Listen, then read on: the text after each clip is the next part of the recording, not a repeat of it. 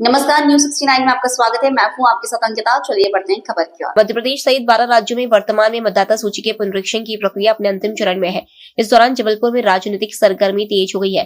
कांग्रेस नेता ने भारतीय जनता पार्टी पर वोट चोरी करने और मतदाता सूची में धांधली करने का गंभीर आरोप लगाया है।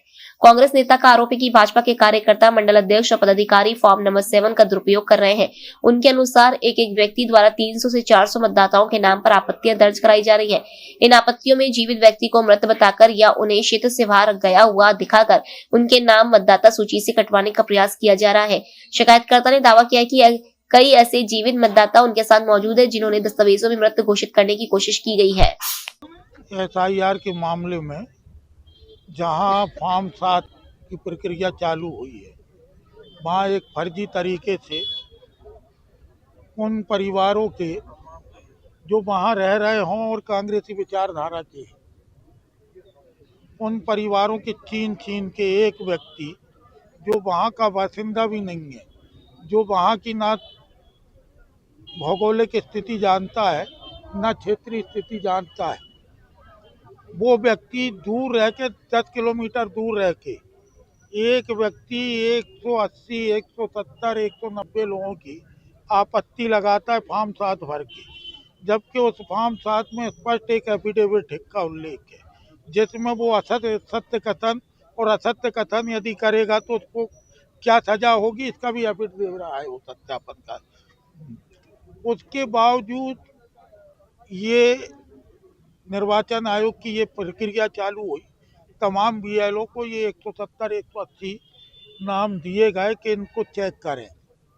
ये बात जब सामने आ गई, एक BLO ने का ऑडियो जारी हो गया बात का, तो उस समय कलेक्टर को बताया हम लोगों ने, और सारे प्रूफ, सारी चीज़ें ले जाके कि कौन कौन से BLO के पास कितनी आपत्ति के फॉर्म पहुँचे, फॉर्म सहित ले जाके हम लोगों ने जब दिखाया तो अपराध तो सिद्ध हो गया। वो जब अपराध सिद्ध हुआ है कि एक व्यक्ति जिसको जानकारी नहीं, वो 170 लोगों के नाम दे रहा है काटने के लिए जो वहाँ रहते हैं और झूठा कथन कर रहा है, अपराध है। अपराध कारित हुआ तो पुलिस उसके ऊपर कार्रवाई करे, 120 प्लानिंग की कार्रवाई करे, जो कानून सम्मत है, जितनी धाराएं हैं वो लगाएं। तो हमारी मांग ये है कि पुलिस पे प्रश्न चिन्ह ना लगे या जिला प्रशासन पे प्रश्न चिन्ह ना लगे, ऐसी कार्रवाई प्रशासन को करना चाहिए। प्रक्रिया को तार करने, आम लोगों के मताधिकार को छीनने के लिए भारतीय जनता पार्टी पुनः सक्रिय है। आपने देखा कि किस तरीके से वोट चोरी का मामला पूरे राष्ट्रीय स्तर पर चल रहा है और उसका एक जीता जागता प्रमाण आज जबलपुर में भी है। जबलपुर में जब SIR की प्रक्रिया चल रही है तो फॉर्म नंबर 7 भर के भारतीय जनता पार्टी के नेता सैकड़ों 300, 400 लोगों की आपत्ति कर रहे हैं और वह भारतीय जनता पार्टी के नेता कार्यकर्ता शिकायत कर रहे हैं जो उस बूथ पे नहीं रहते हैं। जब उनसे फ़ोन से बात होती है तो वो कहीं अपने अध्यक्ष का नाम लेते हैं, कहीं वह मंत्री जी का नाम लेते हैं, कहीं वो ये बताते हैं कि हम भारतीय जनता पार्टी के कार्यकर्ता हैं लेकिन हमसे शिकायत करवाई गई है, ये हमें पता नहीं। और तो और उसके बाद वे शपथ पत्र देते हैं कि मैं जो जानकारी दे रहा हूं इसको मैं शपथ करता हूं, कथन देता हूं कि ये पूर्णतः सत्य है। एक बूथ जो 1000 वोट जिसमें होते हैं उसमें 400 जन की आपत्ति ली जा रही है, इनके नाम कटाए जाएं। साफ तौर पे ये फोर्जरी का मामला बनता है। भारतीय न्याय संहिता के तहत ये 420 का मामला है, फोर्ज दस्तावेज का मामला है।